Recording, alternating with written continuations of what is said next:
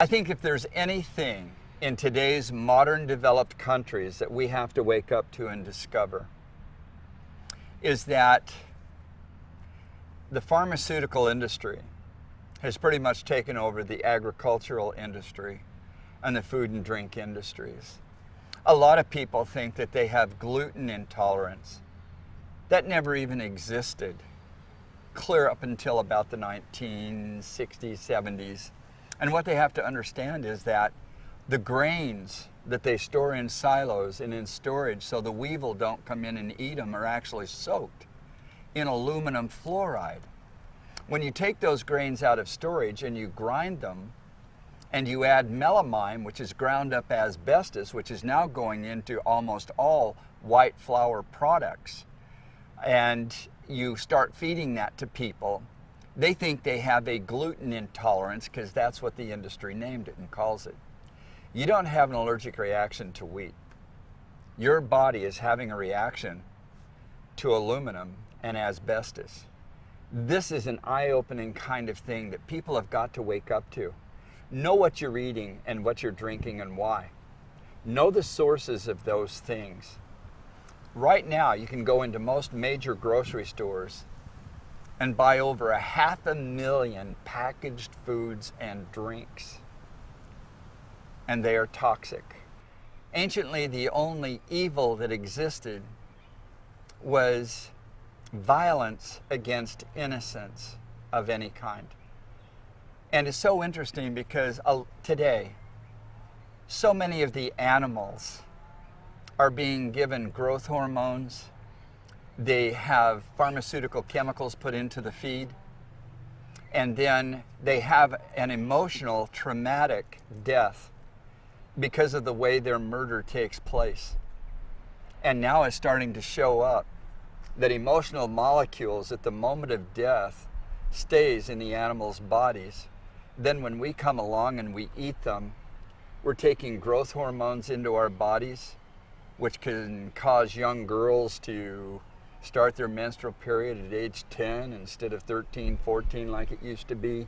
The growth hormones, all of the toxic things in there. We need to wake up and get very, very clear on a few things. But we need to understand that joy is the highest good.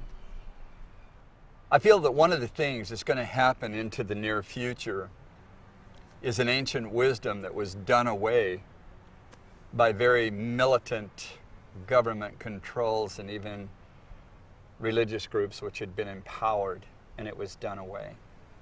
A lot of people today don't even know the history of where the word marriage comes from. And it didn't mean ownership of the flesh. And so there's a history behind this whole human social enterprise that I think in the future is going to return to where 13 men and 13 women will join together in the 13 natures of the human experience, today called astrology, but they only talk about the 12 because the number 13 was made evil in the 13th century. They created then what is called triskaidekaphobia, fear of the number 13. And they did that on purpose. I think that what's going to happen is there's going to be families that are polyfidelitous, true to the group. And the 13 men and the 13 women will be of the different natures or astrological signs as they know it today. There's other names for all of this, and I don't mean to go too far into this, but I think that what's going to happen is that these families are going to move about an hour to 2 hours outside of gigantic cities, build their own little community, their own homes based on geodesics like Buckminster Fuller. He was a friend of mine, and we used to build these things in Hawaii. So these families of people will move off the grid. They'll have solar power, wind power. They'll have air condensing units that actually condense water from the air. And so they'll have their own water supplies without having to drill wells and do all the stuff. They'll have their own compost toilets and different things. They'll grow their own gardens. They'll be completely independent. But then they'll be able to visit cities and travel the world and do things like anyone else. But the beautiful part about this and the ancient wisdom of it was that children were born into families where there were multiple fathers and multiple mothers, because some women relate better to babies than they do teenagers. They have a tough time when the child becomes a teenager. And then there are other women and men that relate just the reverse. And so a child grows up in a family to where they can relate and have multiple fathers and mothers. And in all of that, anciently they believed that it was the greatest healing source of an individual emotionally, and being able to pursue their own innate, inherent interests that they bring into the world as a child when they're on fire. They don't go into brick and mortar buildings and chant, memorize pre-selected answers to stick in blanks on an exam to get good grades so they can graduate and get a degree and go into an industrial, commercial career put into place by multinational corporations who bring these kids up to be a part of what they're doing.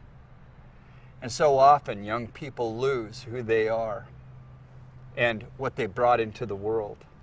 And these kinds of families and settings are going to create an environment to where every individual can feel fulfilled and live a life of happiness and joy based on embracing what they're naturally interested in.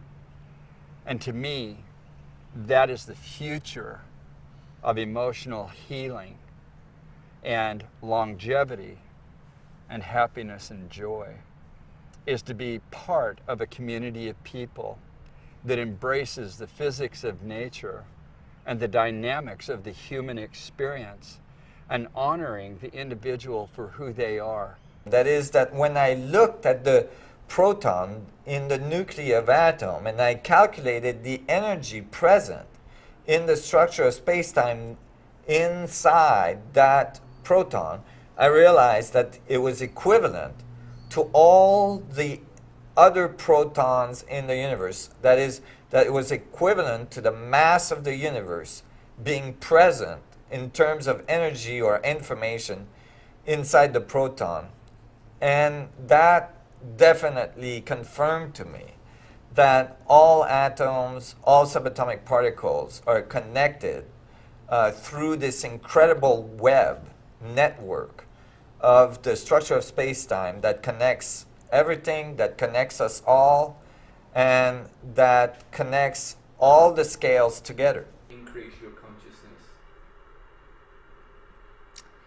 That's a loaded question. I've had a lot of experiences that have demonstrated to me that I'm not contained within linear time and space. And one of them was traveling from Chicago back to Colorado many years ago in a snowstorm. I hit a time warp, and I was traveling with a girlfriend, and we were running out of gas. We got some gas in Nebraska about 5 hours away from Colorado, and it was really snowing, and the highway had been closed. And there was a woman in the road waving her hands, and I slammed on the brakes. We both screamed. I slammed on the brakes. I thought I hit her. And then when we got out of the car and looked around, there was no one there. And we stayed quite a while looking in the snow, and then we started driving, and 20 minutes later we were in Denver. And it's like we hit it. This woman kind of greeted us and catapulted us out of this storm. And my girlfriend at the time was a candidate for a master's program in religious studies, and we had the receipts from the gas station and the receipts when we got to Colorado, and she actually used it for her thesis. But that experience to me just shattered my paradigm of reality completely, and let me know that we just really are in an energetically expanding and infinitely possible universe. And having that experience I decided that I would make it my purpose to help people actually have the experience of their expanded self, their intuitive self, their divine self, and not just tell them about it, but actually create as many ways and tools as possible to give them a facsimile of that experience that I had, of that you're just not limited to what your conscious focused mind is limiting to you right now. And that was in 1979. So it was a bit ahead of the consciousness curve that we're in right now in 2012. But I had already been many years into my own work as an intuitive guide. I grew up that way, so this just solidified it for me that I wasn't just making it up. I just had such a tangible, transformative experience, and I've never been the same since. And I've never been content to let other people be contained in their own, what I call their own bad neighborhood. I want to move them on up and expand them to the universal neighborhoods that they can travel. Oh, absolutely. This is my favorite subject. Here's a tip. We tend to believe that we are our intellect, our personality, tied into our name. But actually, we're not that. That is just a languaging to kind of look out in the world, but we're actually spirit. And it's not our intellect that's intuitive, it's our spirit. So a quick tool is just to name your spirit and begin to have a dialogue directly with your spirit. For example, my spirit, I've named Bright Light. And whenever I want guidance, I will start by saying, well, my Sonia self sees it this way and figures it out. And then I'll say, okay, Bright Light, what is your input on this? And again, I'll always bring my hand to my heart, because that recenters me to where my authentic self is grounded in my awareness, and say, Bright Light, what's your answer? And then my intuitive self has a whole different answer usually.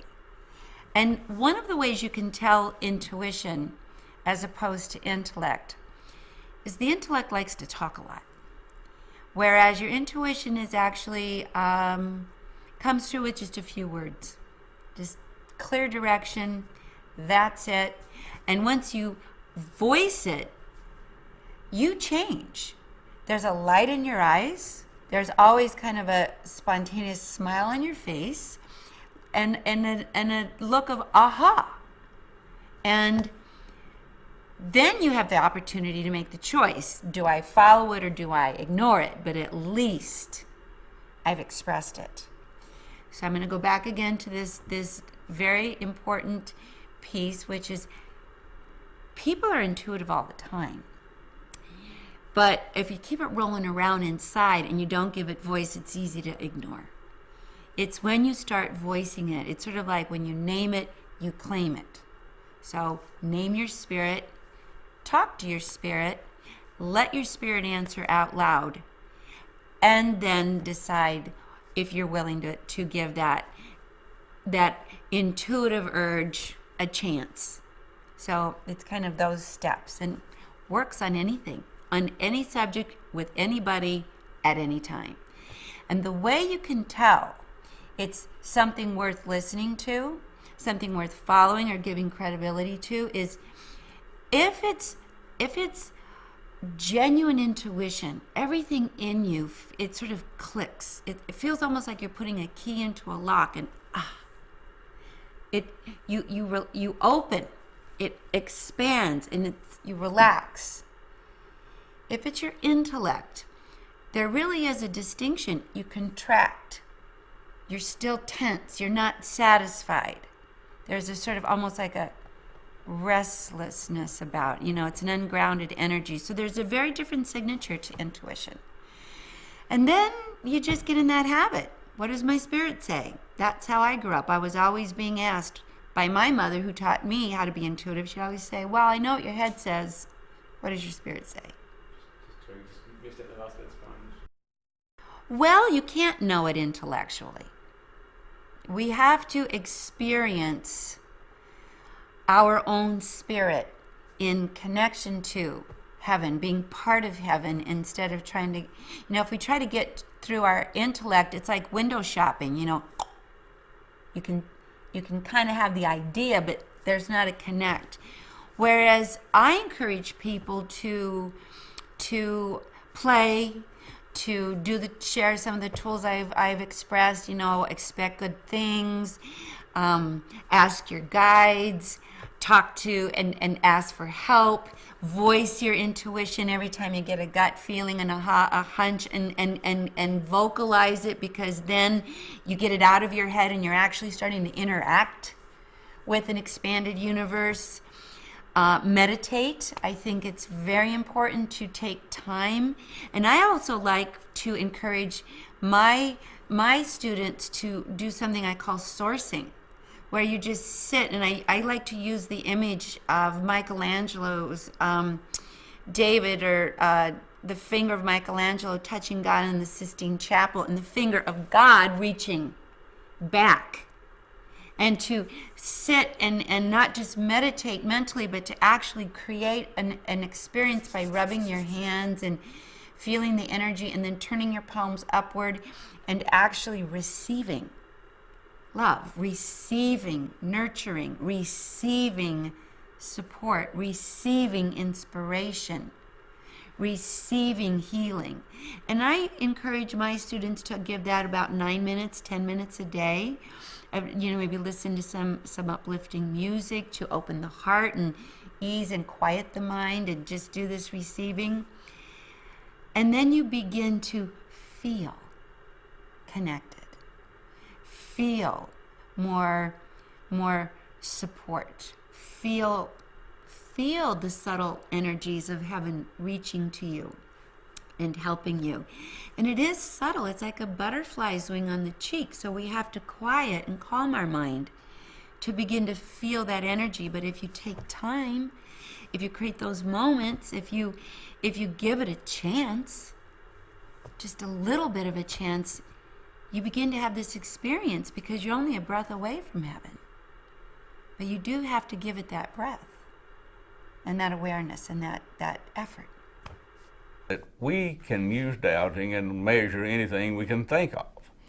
So among the things I measure in people's bodies are their emotions, such as love, fear, jealousy, happiness. And what I find is the vast amount of people that I work with have very little to no love or happiness in their body. And if the cells of the body aren't happy, then the body is going to respond to that. According to my friend Ed Stillman, who had done some brain frequency research, he found that dowsers simultaneously function in all brain frequencies, that is, the beta, alpha, theta, and delta brain frequencies. Well, at the alpha frequency, we seem to have access to information that is not available at the beta frequency. So I think this is why I can talk to people on the phone that I do not know, have never met, and start telling them about what's going on in their life.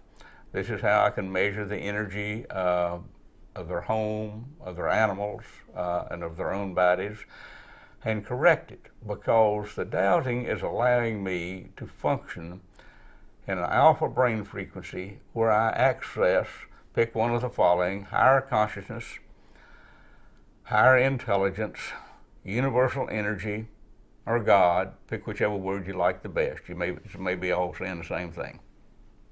Have you got any incurable diseases that Well, the doctor said the nerve pain was gone. Oh, fibromyalgia. There's a lot of fibromyalgia. All right.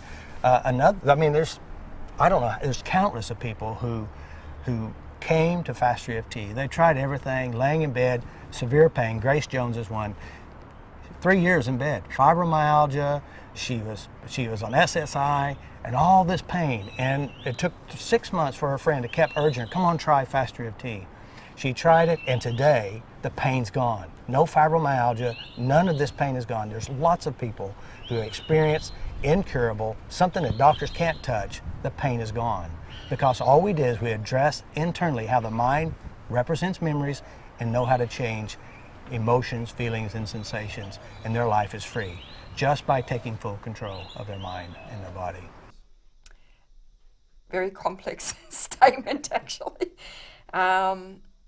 I combine a lot of different techniques, different tools, some Western, mostly Eastern, and I look at the core of the emotion, where it's set, where did it come from, because at the end of the day, if you don't get to the core, you're not going to get on top of that emotion. So I use a variety of techniques, applied kinesiology, vibrational sounds, and once we peel back the layers like an onion, peeling back the layers, we can eventually get to the core emotion, and through a combination of tools, then we can correct it. And the human body is an amazing thing. Once you've actually got to that level, the body will correct itself. I find that deep-seated sicknesses, if you are born with the spina bifida, if you're born with cancer, leukemia, I've seen a fair few little children with leukemia, one in particular who was 3, she was born with leukemia, that will be passed on normally to 5 generations. And people I work with, I find that they, everybody's in internal conflict because they're hiding from their feelings inside. They work all day, say they're an engineer, they work all day and they're doing facts and figures and laying everything out. Well, that's great. And then they come home and their wife says, "Did you get the milk, dear?" It's, "Damn, forgot the milk." And then there's conflict, and she's upset, and he's upset, and the kids don't have any milk to drink, so he's got to go to the store, and on. And there's all this building pressure, and he's had pressure all day at work to achieve. Achieve what? Somebody's idea that to make money. Well, there's infinite amounts of money, at least in my view, so can you let yourself feel those resistances that seem to be piling up? Because if you do, then making the money's easy. The work is easy. If you forget the milk, you go and get the milk. There's no resistance because you're not in conflict inside all the time. So I would have to say just feeling. For example, a young man got a heart transplant, 25 years old. His heart transplant was from a woman who died, and to the delight of his wife, he now has a continual urge to shop. And so his wife has the shopping partner that she's always wanted. Another amazing story is a young girl who was murdered, her heart was transplanted into another young girl who started having nightmares after that surgery was over.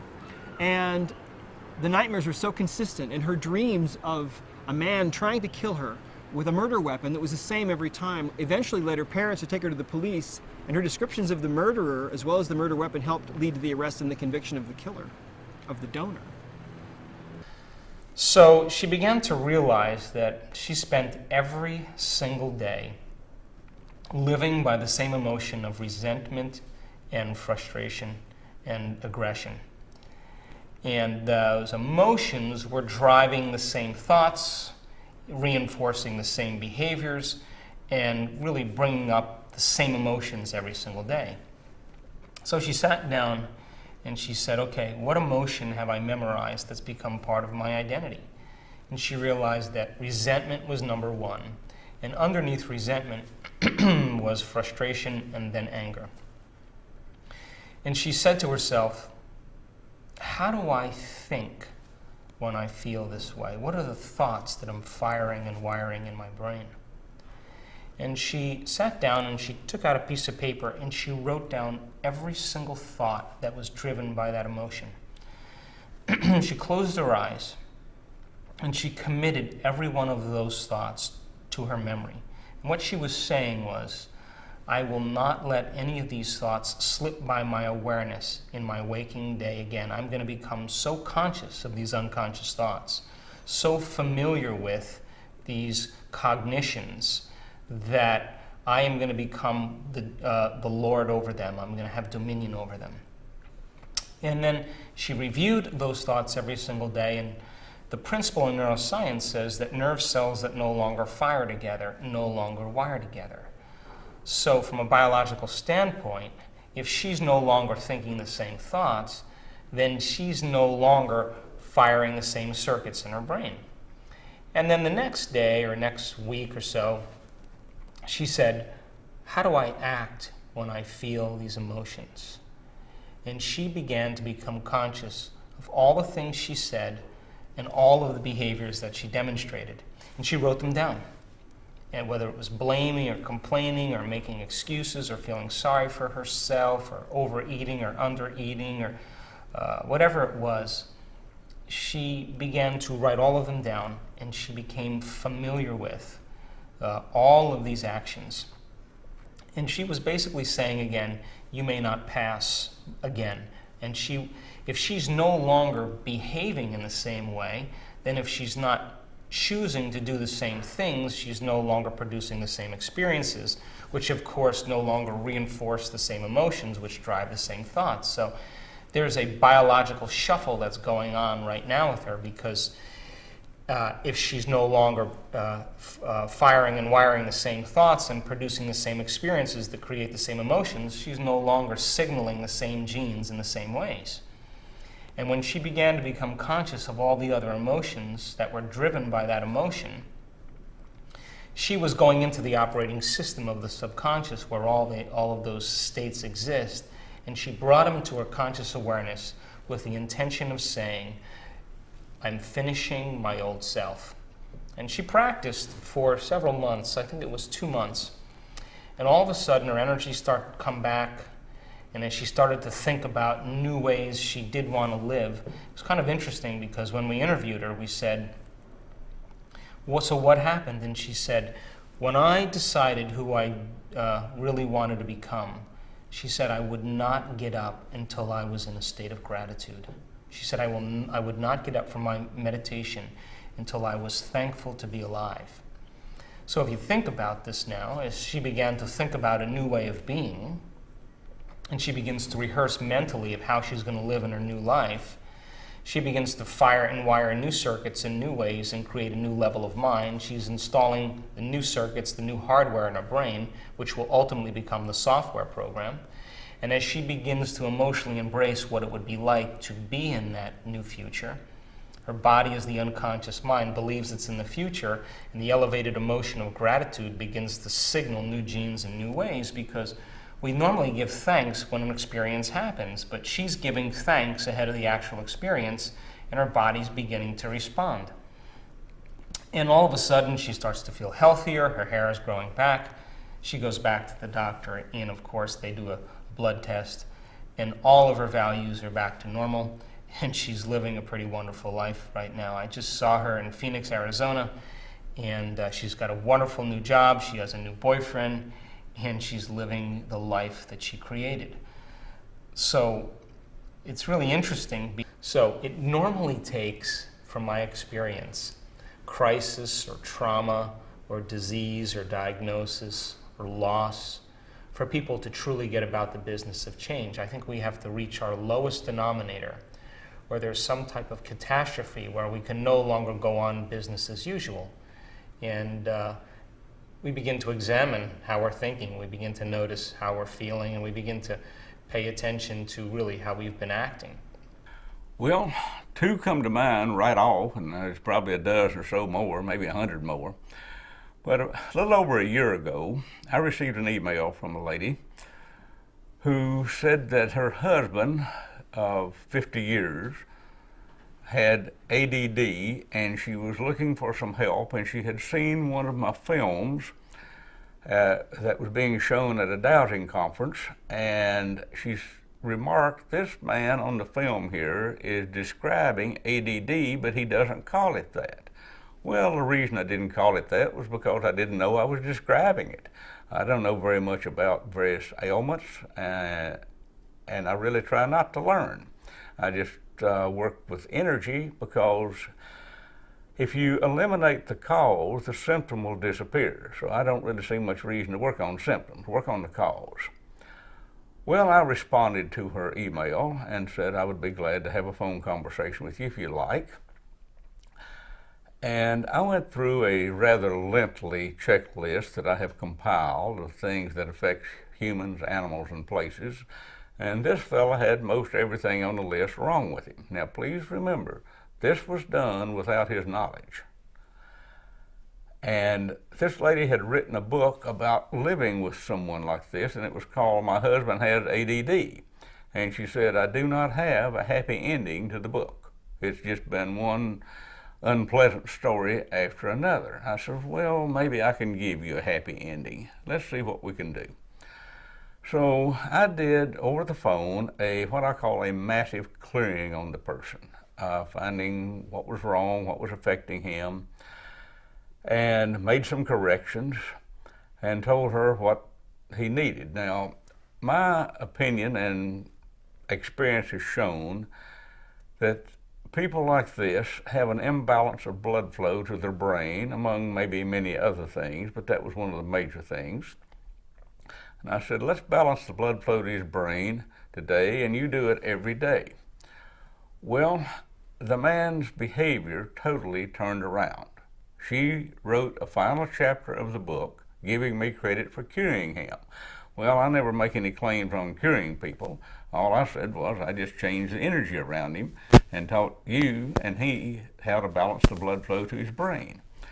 So he has been doing quite well ever since. It's been over a year. Graham, I had a little girl who came in to see me who, you know, from one day to the next went in from being happy and joyful and go-lucky to full-on anxiety panic attacks. And what triggered the panic attacks was men with goatees. Now, the parents were very aware that they never, ever let their child be alone with anyone else. It was their first child. They were very protective. And so the child, they know that there wasn't abuse that went on in any way because they never let her out of her sight with babysitting or anything like that. And her favorite uncle all of a sudden became her worst nightmare because he grew a goatee. And so they went to their pediatrician. They even used medication on this 3-year-old little girl to see if that would help. Nothing helped. And some friends of theirs said, hey, if you're open-minded, go check out Dr. Darren and see if his lifeline technique is effective. I did this session with this little girl, 3 years of age. And using muscle testing, using the lifeline technique flowchart, ended up discovering that there was a past life pattern, an emotion, where in a past life, her boundaries were not safe. And that had been triggered for whatever reason in her lifetime at a particular age. We harmonized that. And for a year, I didn't hear from the parents. And I was thinking, well, maybe they just think that this Dr. Darren is a whack job and that this is crazy. And I got a call from the child's mother's sister who said, you know, you saw my niece, and after one session, it was completely gone, and I was wondering if you could help me with this other challenge. Fear is in energy. Energy is in motion. Energy in motion stays in motion until it's met by another force. And there is energy that goes beyond our physical body, just like there's energy that goes beyond the red and violet spectrums of the color scheme. There's energy that we cannot see. And so that fear is just the tip of the iceberg. And as we know, what's below the surface is so much bigger. And if you can tap into that subconscious, that below conscious and energy, and you can guide it intelligently, wow, the shifts that you can experience are profound, to say the least. To embrace the colors of clothing, but especially of foods. When you eat red food, it affects certain emotions in the human body, as does orange and yellow and green and blue, indigo, violet. Those colors of foods can help to establish positive emotional molecules, and the complementary reversal color gets rid of the negative emotions. And by that, what I mean is, and people aren't taught it anymore, let's say that you look at the color blue, just the color blue, and you stare at it for a minute. Then look away at a white wall. You will project right out of the visual cortex of the brain, not blue, you'll project yellow. And it's interesting, the phrase true blue. If you look at the sun when it's out and shiny and bright, it's yellow. Because there's water molecules in the sky looks blue. Water. If the sun is shining on water and it's clean and clear and calm, it looks blue. We as human beings are designed to have orgone energy in our lives. Look up the history of orgone energy. Look up the history of the word orgasm. And please don't be offended. But the thing is that pleasure is the highest good. And anciently they knew that one of the highest pleasures that a human can experience is a sexual release. Our skin is hungry for touch.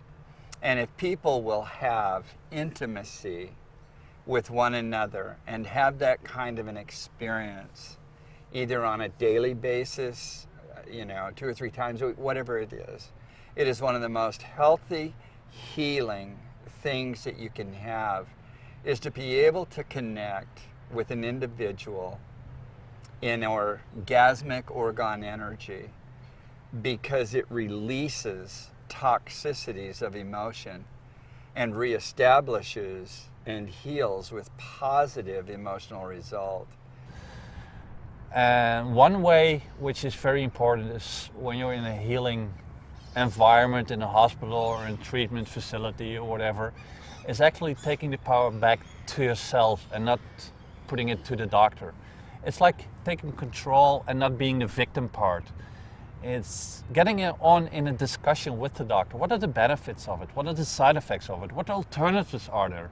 But also, if you would be in the same situation, doctor, would you take the medication? Would you take the advice that you're giving me? Would you give your wife the same medication that you're advising me if she was in the same situation? And it's all important to get on the same level with the doctor.